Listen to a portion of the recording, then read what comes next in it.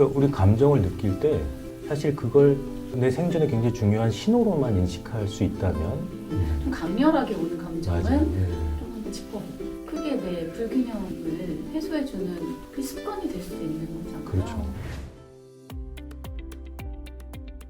네, 안녕하세요.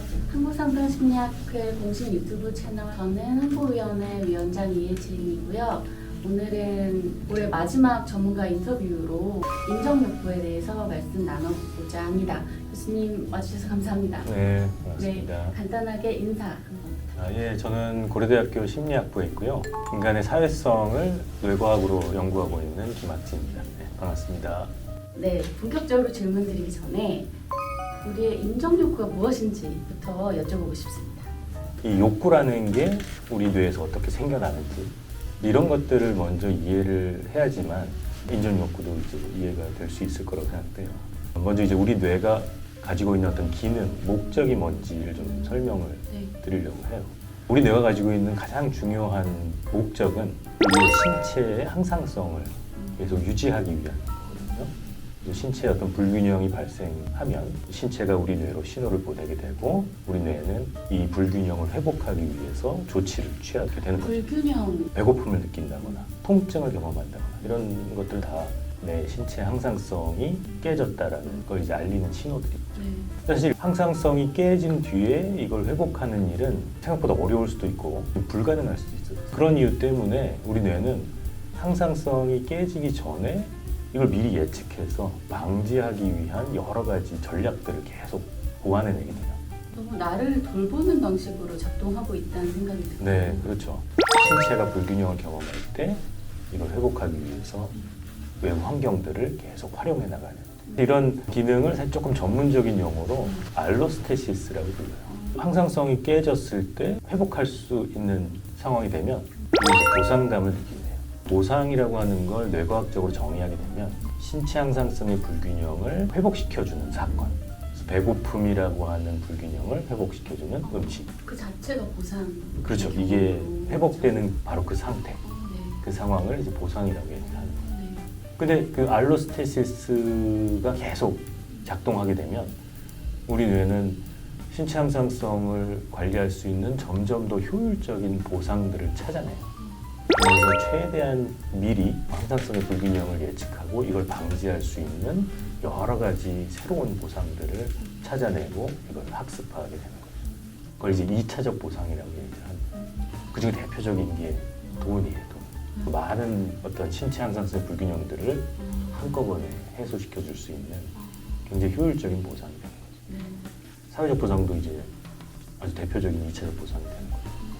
타인으로부터 내가 관심을 얻고 호감을 얻고 뭔가 칭찬을 받을 때 내가 느끼는 그런 보상감. 뇌과학적으로 볼 때는 갓난아기가 처음 태어날 때 엄마로부터 관심을 얻어야지만 내 신체 항상성의 불균형을 해소할 수 있었는데 나중에는 엄마의 관심이나 호감 자체가 보상이 되는 거예요.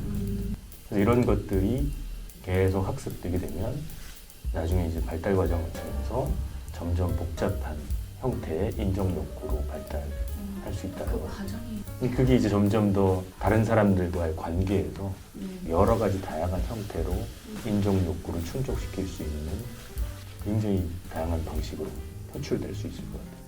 우리가 커가면서 인정 중독에 이르는 데에는 네. 또 다른 이유가 있을 것 같다는 생각이 들어요. 네, 사실 우리는 아이 때부터 내가 인정욕구를 보일 때마다 최대한 겸손하라고 많이 훈련을 받고 교육을 받고 이런 것 때문에 인정욕구를 최대한 감추려고 노력을 하게 되고 이걸 다른 동기로 바꾸는 훈련들을 하게 되고 다른 사회적으로도 용납될 수 있는 다른 동기라고 스스로도 믿게끔 훈련을 하게 되고 이걸 점점 강하게 학습하게 되고 내면화시키게 된다고 볼 수 있습니다. 나를 위하고 싶은 마음을 사회적으로 바람직한 이타성 같은 마음으로 사용하게 된다면 충족되지 않는 마음이 있을 것 같은데. 네, 그렇죠. 그런 것 때문에 늘 실제 어떤 동기와 내가 학습한 동기 이것들 간에 좀 충돌이 있을 수 있을 것 같아요. 그럴 때 사실 흔하게 나타날 수 있는 게 타인 험담이라는 생각이에요. 내가 실제로 경험했던 내면의 욕구 이런 것들을 정확하게 표현해내지 못하고 사회적으로 좀 더 용납될 수 있는 네. 다른 욕구로 이걸 감추게 되는 거죠. 아, 그래서 교수님 저서에서 자신이 얼마나 인정 중독인가 체크하는 방법으로 난 하루에 몇 번 타인의 험담을 하는가 뭐 이런 강도를 네. 체크하는 게 있었어요. 내가 이제 타인을 험담하는 것이 온당한 비난인가 아니면 이 안에 내 인정 욕구가 반영되어 있는가를 아는 게 되게 중요한 거거든요. 누군가를 험담할 때 사실 그 기저에는 인정 욕구가 있을 수 있다고 생각해요. 이게 여러 가지 상황에서 인정 욕구는 굉장히 다양한 모습으로 나타날 수가 있거든요. 예를 들어서 나보다 굉장히 뛰어난 누군가를 봤을 때 자존감의 상처를 받게 될 수도 있거든요. 나의 어떤 인정 욕구가 좌절되는 경험을 할 수도 있고요. 그런 경우에 나에게 이런 어떤 불편함이나 부끄러움을 준 다른 사람들을 향한 공격성이나 분노감으로 표출될 수도 있고, 이런 분노감이 어떻게 보면 자존감의 불균형을 회복하기 위한 일종의 방어적인 행동이 될 수도 있을 것 같아요. 내가 어떤 다른 사람과의 모임을 갖는 상황에서 그 사람들과 어떤 유대감을 높이고 소속감을 높이고 싶어서 공공의 적을 만들고 싶을 때도 있어요. 정말 빠르게 친해질 수 있는 그렇죠. 방법이죠. 그렇죠. 가장 효과적인.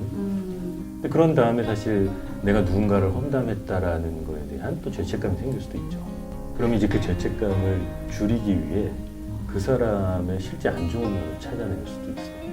나의 어떤 험담을 정당화시키는데 또 다른.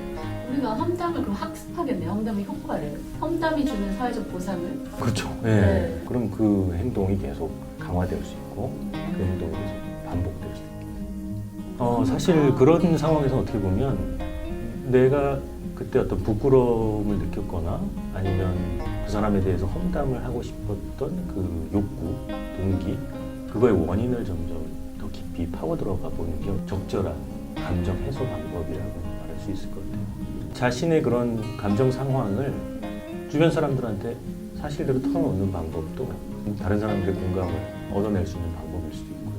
그리고 내 감정의 원인을 좀 더 건강한 방식으로 해소할 수 있는 그런 방법이 될 수 있을 것 같아요. 그런데 그렇게 터놓고 얘기할 만한 믿을 만한 사람이 없을 경우에 내 감정을 더 감추게 되네요. 네, 그럴 수도 있죠.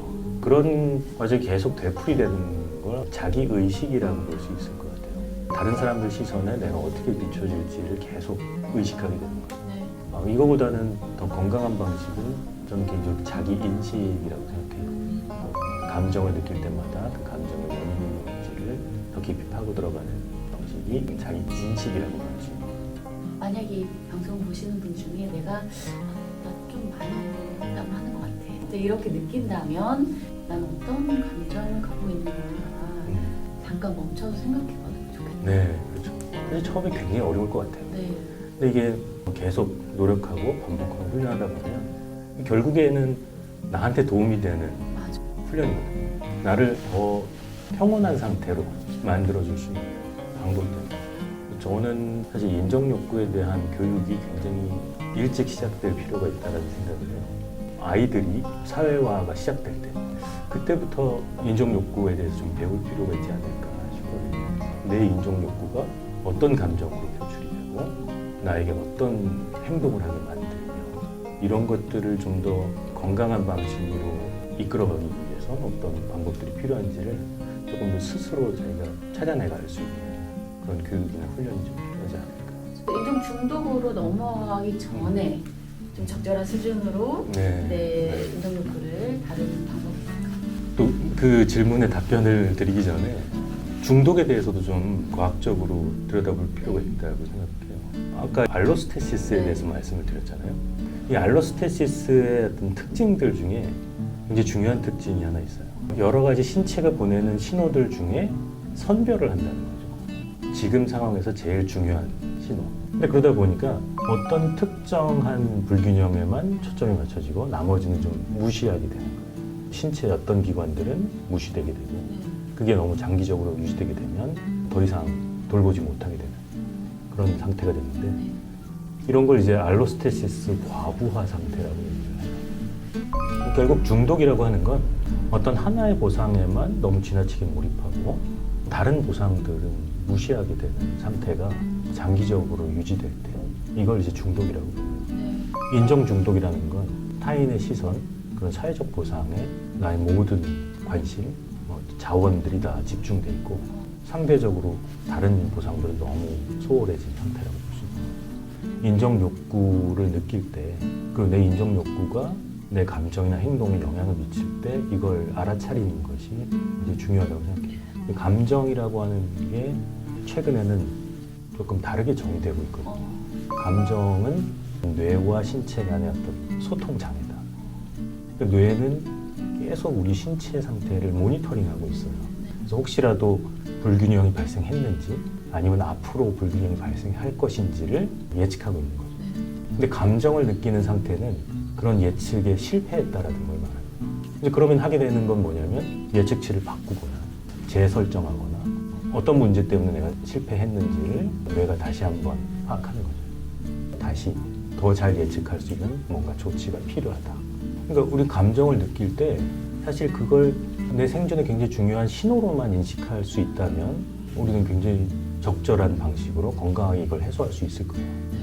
근데 많은 경우 우리는 그렇게 하지 못하죠. 이 감정을 느낄 때 이 감정이 촉발시키는 뭔가 어떤 습관적인 굉장히 익숙한 행동을 만들어내거든요. 근데 그런 습관들을 계속 되풀이하게 되면 더 이상 이 감정을 정확하게 읽어내는 것이 어려워질 수도 있는 거죠. 그럼 내가 어떤 감정이 들 때 습관적으로 하는 행동이 감정이 말하고 있는 것과 연결이 되는가, 그게 효과적인 방법인가를 생각해 보는 것도 네. 도움이 되겠네요. 그게 바로 자기 감정 인식이라고 네. 말씀드릴 수 있습니다. 자기 감정을 인식한다는 건 뭔가 신체 상태에 불균형이 발생했을 때 그 원인이 뭔지, 내가 원인인지 아니면 타인이 원인인지를 명확히 파악해서 여기에 가장 최적화된 해결책을 찾는 과정을 바로 자기 감정 인식입니다. 그렇게 되면 문제 해결력까지 이제 높아질 것 같아요. 감정을 단서로 나에게 지금 어떤 상황이고 이거 해결하려면 뭐가 필요한지. 네, 그렇죠. 자기 감정 인식을 굉장히 오랫동안 훈련하고 노력해온 사람들은 굉장히 풍부한 감정 매뉴얼을 갖게 된다고도 말씀드릴 수 있을 것 같아요. 그때 내가 경험하는 신체 상태와 외부 환경에 잘 맞는 그런 어떤 최적화된 감정 반응을 만들어낼 수 있게 되는 거예요. 네, 결국 내 감정을 느낄 때 어떤 식으로 행동하고 반응하는지는 그 감정의 원인을 파악해서 그 상황에 내가 경험했던 불균형을 가장 효율적으로 해소할 수 있는 방법을 찾는 거예요. 이게 가장 중요한 감정의 기능이 되는 거죠. 말씀을 듣다 보니까 진짜 우리 감정 하나하나에 늘 우리가 세심하게 볼 수는 없겠지만 좀 강렬하게 오는 감정은 맞아요. 네. 좀 한번 짚어보고 크게 내 불균형을 해소해주는 그 습관이 될 수 있는 거잖아요. 그렇죠. 사실 어떻게 보면 나한테 가장 필요한 제일 이기적인 행동이라고도 볼 수 있어요. 진짜 나한테 이로운 것을 계속 찾아가는 방식인 거죠. 사실 내가 나를 돌볼 수 있어야 타인도 내가 챙길 수 있고 그렇죠. 이제 이기성과 이타성이 균형을 이루는 게 또 우리의 네. 목표이기도 한 것 같아요. 네. 사실 감정 리스트가 풍부해지면 기대하지 않았던 선물이 타인과의 어떤 공감의 확장이라고 생각을 해요. 왜냐하면 나는 다른 사람의 감정에 공감하기 위해서 나의 어떤 과거 감정 경험들을 재료로 사용을 하거든요. 그래서 훨씬 더 정교하게 그 사람의 감정에 공감해 줄 수 있는 그런 토대가 마련된다고 볼 수 있을 것 같아요. 네, 지금까지 김학진 교수님과 함께 인정, 그리고 사회적인 보상, 내가 나를 인식하고 돌보는 것, 그리고 그것이 이제 타인의 감정을 공감하는 것까지 연결된다는 그런 이야기를 나눠봤습니다. 교수님, 오늘 저희 학회 유튜브 촬영 같이 해보시니까 어떠셨는지 궁금합니다. 네, 굉장히 재밌었고요. 사실 저도 이 인터뷰를 준비하면서 제가 생각해왔던 것들, 이런 것들에 대해서 많이 좀 정리를 해볼 수 있는 그런 좋은 시간이었던 것 같습니다. 좋은 기회 주셔서 감사합니다. 바쁘신데 시간 내주셔서 너무 감사합니다. 네, 그러면 올해 마지막 그 전문가 인터뷰는 여기까지 하겠습니다. 끝까지 시청해주셔서 감사합니다. 네.